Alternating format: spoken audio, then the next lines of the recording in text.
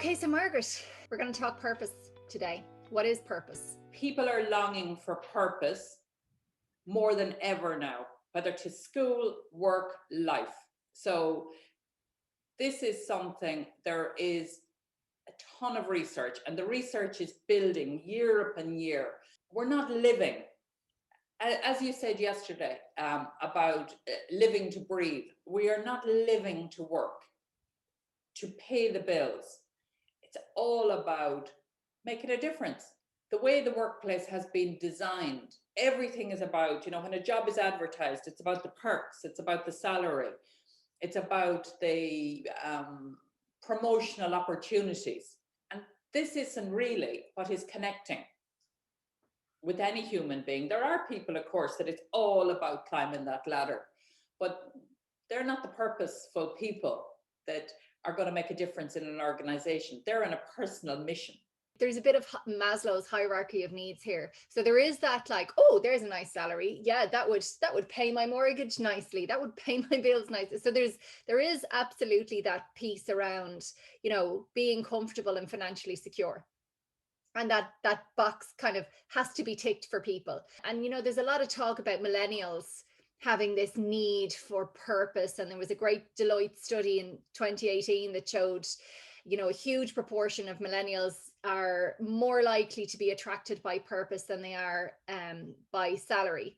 I still think that there's that element of, here's this flag of, nice salary, nice conditions.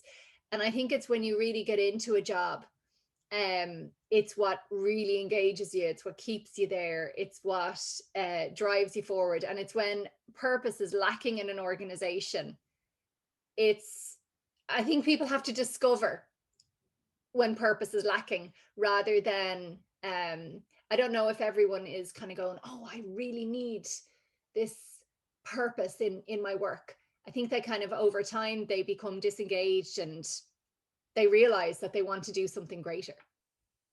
We place a huge importance on the perks, the salary, the corner office type of thing, because the modern workplace didn't in any way fill our hearts.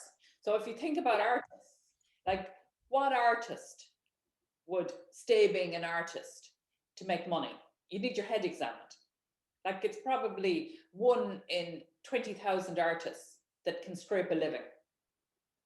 Any organizations, and there's a tiny number of them worldwide, but any number of organizations that have managed to surface a meaningful purpose, they're never going to be the highest payers in their sector, never. But people will work there. Absolutely. Hierarchy of needs, exactly. You have to be fed. You have to have a roof over your head. But the quality of that roof over your head and the size of it matters less and less when we get to make a difference in the world. Yeah, I agree. What is purpose to you? Purpose is having a reason to jump out of bed in the morning, knowing where you fit, knowing the contribution you're making. I think that's simply it. It's about, so I get uncomfortable when we start going into this spiritual kind of talk of, a higher purpose. I'm kind of getting a little bit wary when we go down that road. But it's about, in a purposeful organization, no one feels like a number. Everyone knows there isn't this status attached to, well, my job is more important than your job. Everyone's job, everyone is working together, and this is a big thing. Everyone is working together for this common and well articulated and well defined purpose. Yeah, I think sometimes it's been described as your why, and it's more than that. I think it's this common collective reason for existing and the difference that we're going to make in the world. and understanding that difference you're going to make in the world. And I know it, you know, it's not that higher purpose piece, but it is about impact. It's about Yeah. actually making a meaningful change or a meaningful difference. And it's also something that is time agnostic. So it's not, you know, when people talk about mission and purpose, it's purpose will never be achieved. It's something that you're always working towards. It's never a, you know, a stake in the ground that you're working towards. It is literally something that is as relevant today as it could be 5 years ago, or it could be in 5 years' time. So do you think purpose can change? Yes, I think purpose can change. Uh, I think it's unrealistic to think that it wouldn't, but that it couldn't or shouldn't. However, it should be something that um that isn't set in a certain time frame. So it absolutely, like in 10 years time things change, but the ideal purpose and the most powerful purpose is one that won't change, that will actually be, because I think for me one of the key values of purpose is that it helps you be change ready.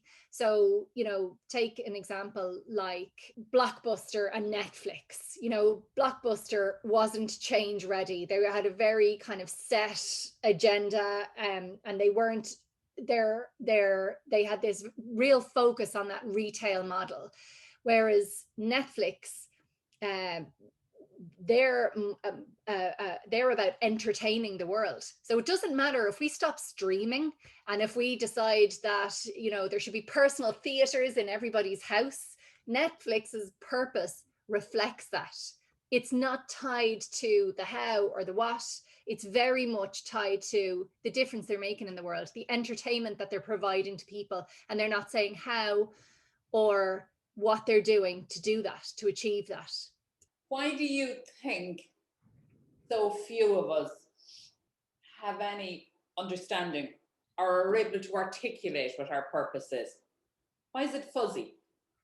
I think it's fuzzy because it's hard. It's not easy. And I think that we're kind of, certainly in the workplace, we're conditioned to go in and to do a job and do what our boss tells us, and go through the motions.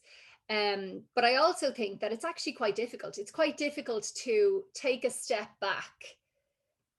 And actually, you made this brilliant point yesterday. You said that nobody will ever stop everything and say, we need to deal with our purpose today. Like, purpose is breaking, you know, like you might have a product breaking down, or you might have losing a customer or getting a customer, or, you know, you've got these other transactional things that are going on every single day.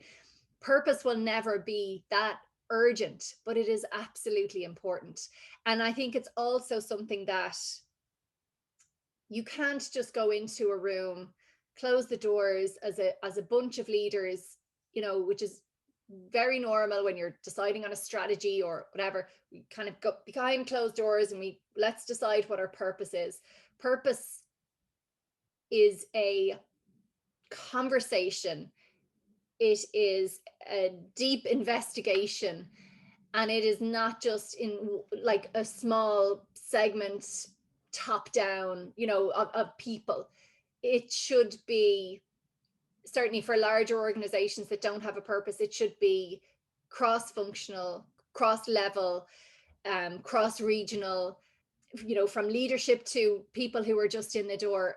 People need to have a say in purpose and what it means. And it's a kind of a messy process, if you like. And I think it's something that's difficult to get your teeth into. But I think with the right guidance and the right tools, it is an incredible process to go through. And for an organization that actually takes that time, um, it it can solve probably a lot of the transactional problems that trip them up on a day-to-day basis, because having a very, if you think of an employee base, and you've got people, you know, who have goals, and hopefully they all align up into some sort of central goal, but really they've got these different agendas.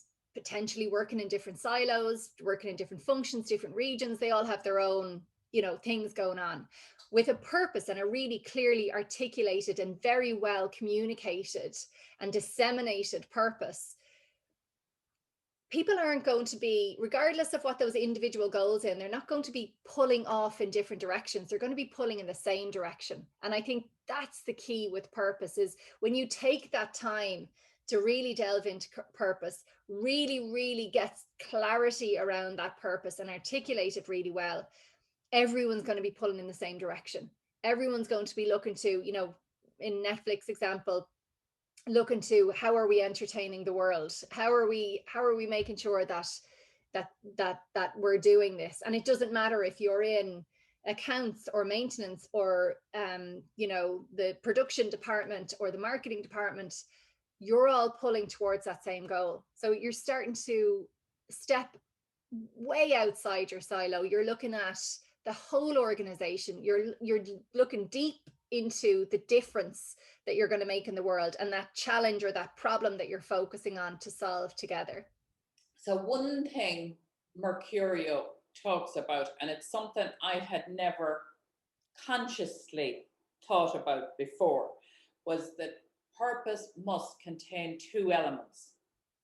And one is about giving a sense of direction in life, and the other is giving back. It's a social contribution. Yeah. I had never really, that had never really clicked with me before, even though we talk about it, but that there are those two separate elements. And I think it's that second element about the social contribution that is probably most misunderstood by organizations. That it doesn't mean about giving your profits away, but it just, people can't work on an island, an oasis, and not feel they're making a difference to the people around them. Years ago, Will and myself, he used to always go before, but we went on a Club Med holiday to Sicily, and it was fabulous, absolutely fabulous, real 5-star holiday, absolutely fabulous. And I hated it. I, I like the first few days were there and they were fabulous and the food would blow your mind and all the facilities. And then I went up to the reception and I said, where can I go for a walk? And they were like, outside the compound. And I was going, well, yeah, I've come to Sicily. I want to see Sicily. So no one really went outside because they had built this 5-star resort in quite a poor area. And I was horrified, because I used to have to go out every day and explore the area. And I feel I haven't been to Sicily at all, even though I spent 2 or 3 weeks there, because I literally just got this little insight into it. But to me, that's obscene. That, you know, a big American company will come in to poor area, whether Ireland or India, and that they will literally extract profit and extract talent, like mine it and take it away without giving something back. And that, I think, is obscene. Yeah. And I think a lot of the giving back, it's very much for the camera. It's very much for the media. But yeah, it needs to be in a more genuine way. And this is down to authentic purpose. And actually, you know, my background is very much based in brand and communications and marketing. And this is where I think brands fall down again and again and again and again, because it's not, you know, and so not just internally, but externally too, and how customers perceive an organization when they don't give, not even that they don't give back, but they actually don't have this responsibility. And I know this corporate social responsibility has been something that's been around for years, and now it's called ESG and it means something else. But it is when it becomes this box ticking exercise, something for the camera, something that's done once a year, something that you know, goes in the annual report, and has no depth or authenticity to it, it is absolutely worthless. I would actually say it's more damaging than not doing it at all. When people feel that it's just to make gains, it's actually more damaging than not doing the activity in the first place. Yeah, I agree. So the biggest challenge I think we have with purpose, so surfacing purpose is definitely challenging, but we know because we've done it before, we can do it and we can really surface a meaningful purpose that is like that light, this is why we're doing it. So we can do that. Challenging, absolutely. But for me, a bigger challenge is being able to communicate to stressed out CEOs, to stressed out leaders in organizations that failing to work on this is incredibly short-sighted. If they want to be an organization that is a true magnet for talent, and the type of people we all want to work with are purposeful people. Who wants to work with people who are working for a paycheck? Just for a paycheck. We all want the paycheck, but who wants to work with people who are not excited by making a difference? And there's that other piece around that, Margaret. Those people who are working for a paycheck, if you've got, and you see this in organizations as well, that they have a stated purpose, or they have stated values or stated, mission. And then the systems and processes and like around recruitment and onboarding and payments and benefits and bonuses and incentives and appreciation are all based around something that's nothing to do with the purpose, again, is meaningless. You spoke about stressed out leaders, and what is it that's going to change that mindset for a stressed out leader who is busy and has quarterly shareholder meetings and is concerned about revenue targets for the year first and foremost?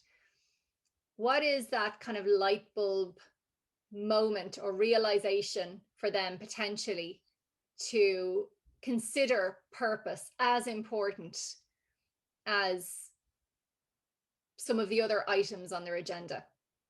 Literally lighted up in technicolor the impact that clearly defined organizations that have done this, that are leading the way.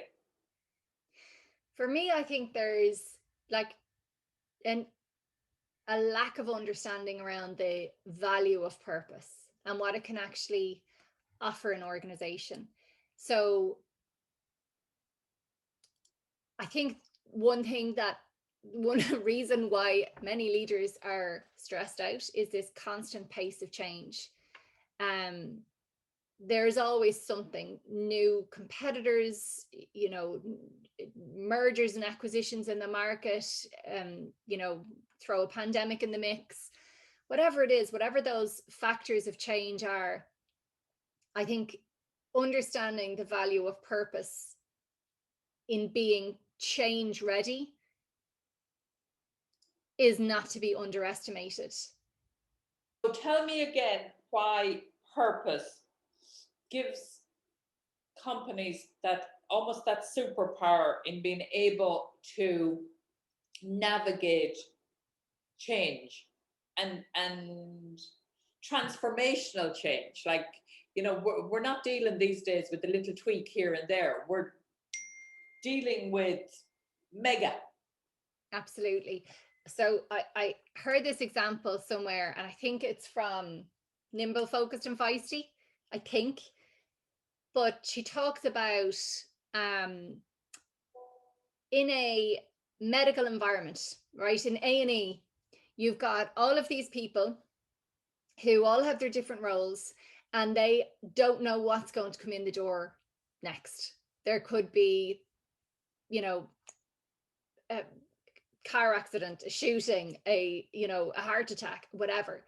And that, now I know that is like, okay, it's always going to be medical conditions, but they have no clue what's coming through the door. They've no clue what kind of rate they're going to come in at, or how few or how many. And they are so focused on, they know why they're there. They're there to keep people alive and make them better. And in let's say an A&E theater where you've got all of these conditions coming through, that whole team are poised and ready no matter what comes at them. They know their role, they're pulling in the same direction. Nobody needs to say when they walk in the door going, we have to save this person.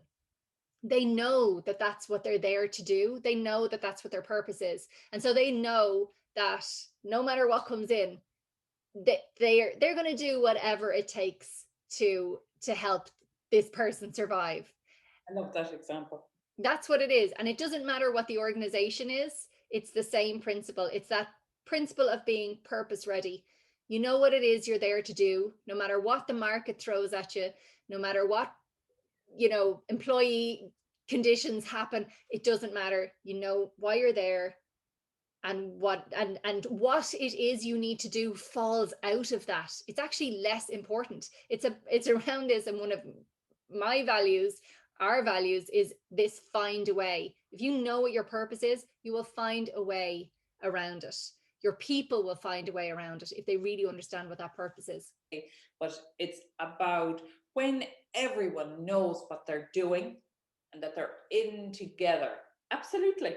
That change, whatever happens, we'll find a way. Yeah.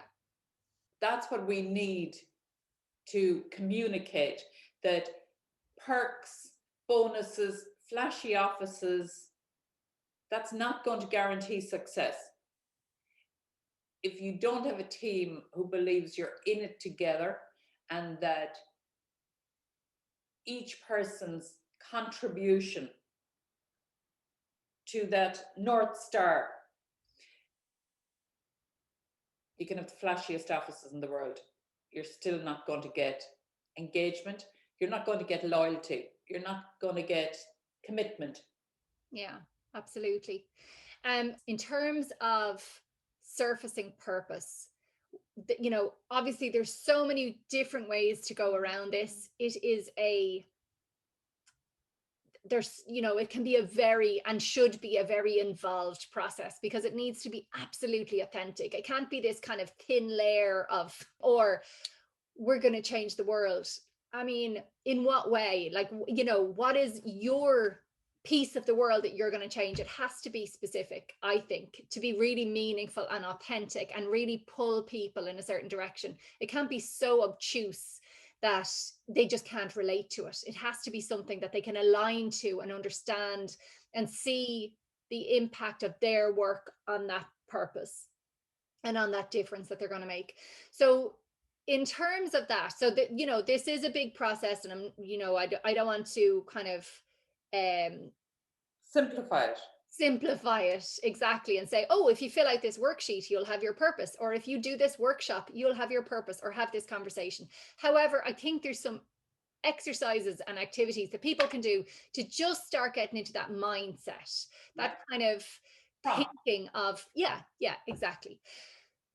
What are some of those, Margaret? What would be your kind of... It's an exercise that I've used. Somebody swoops in tomorrow and offers like mega bucks for the business.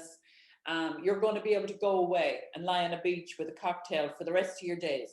That each of these people that are working in this exercise, that they have to have some ownership of the company, shares or whatever. Each of them are asked that they're going to personally profit, say, from this sale by whichever the business is, 10 million or whatever. What are they going to do? The business will be disassembled completely. So these people want to buy the business, but the business will no longer exist. The employees may be reassigned to other parts of this big conglomerate that has bought you out, but your business will no longer exist. What are you going to do, and why? It brings you back to that. Why were we here in the first place? Why have we done this? So I found that a really helpful exercise, and it's a more grounded exercise than the obituary. It's the obituary. Talk about the obituary a little bit. I quite like this exercise. So it's thinking off into the future. It's 10 years from now, this business has achieved everything it could possibly hope to achieve at its fullest potential and at its very best. And for whatever reason, it's closing its doors one day, it's been sold off or whatever it is. And so you invite the people in the room to write an obituary. And it is celebrating the amazing things that this company has achieved 10 years down the line. And it's something that starts to take people out of the day-to-day, the transactional stuff, the, you know, getting the paycheck, the you know, short-term goals or next shareholder returns or whatever it is. And it gives them an opportunity to step back and think far bigger for the organization in terms of ambition. And when you have multiple people doing that and you see what comes out of that, I think you start to see, or you can start to extract some of those common themes that can be the starting point for a purpose. What were the company's greatest achievements, and how did it change the world? Do those questions delve deep enough?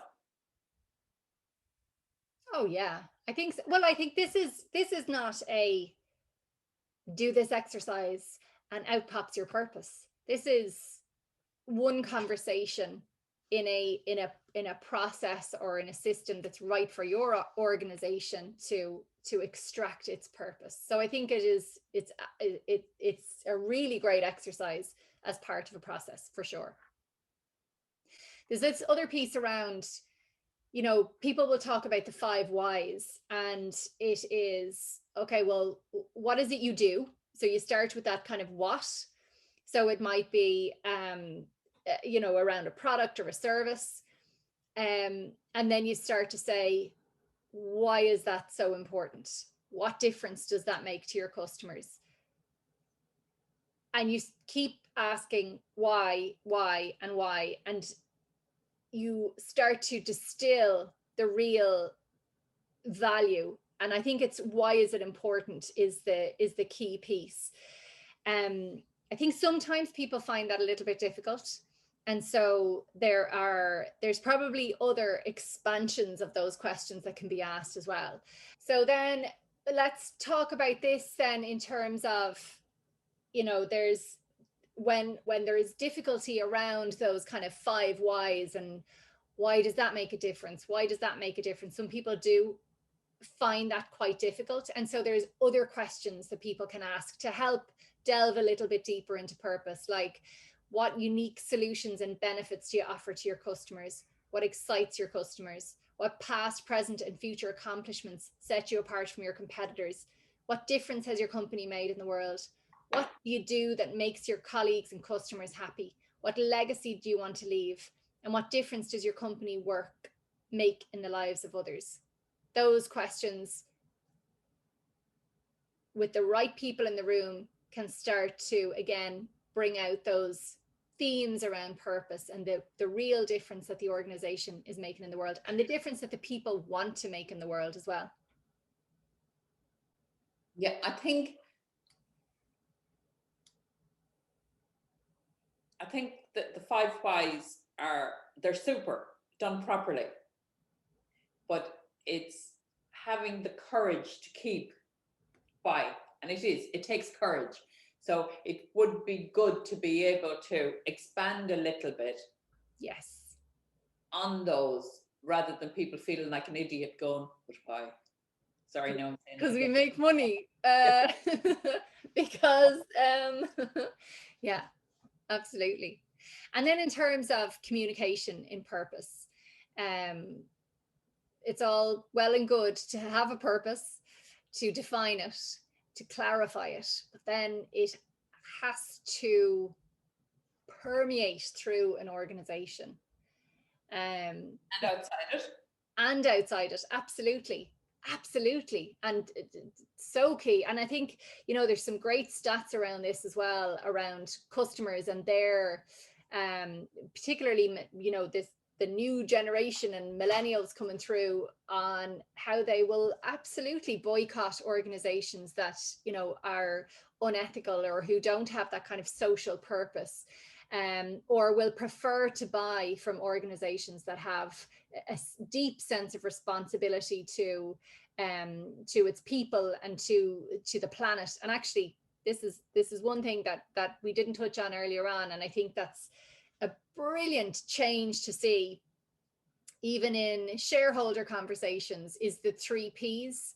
So this people, planet, and profit. So rather than previously all conversations would be financial, and now there is far more importance put on people and planet. And people are putting their money into more responsible investments. Consumers are putting their money where there is more responsible practices, a deeper purpose, and a deeper sense of responsibility to the people and the planet. So people are voting with their wallets, and probably the most powerful way that they can do. And it's certainly one way that leaders will start to, where they haven't and maybe are more focused on finances, will start to take more notice. I would say that there is growing evidence that it will become much more prevalent, rather than saying that people are already doing it, because I think there's really only baby steps in this regard. So this can't become about virtue signaling. It has to be authentic. Absolutely.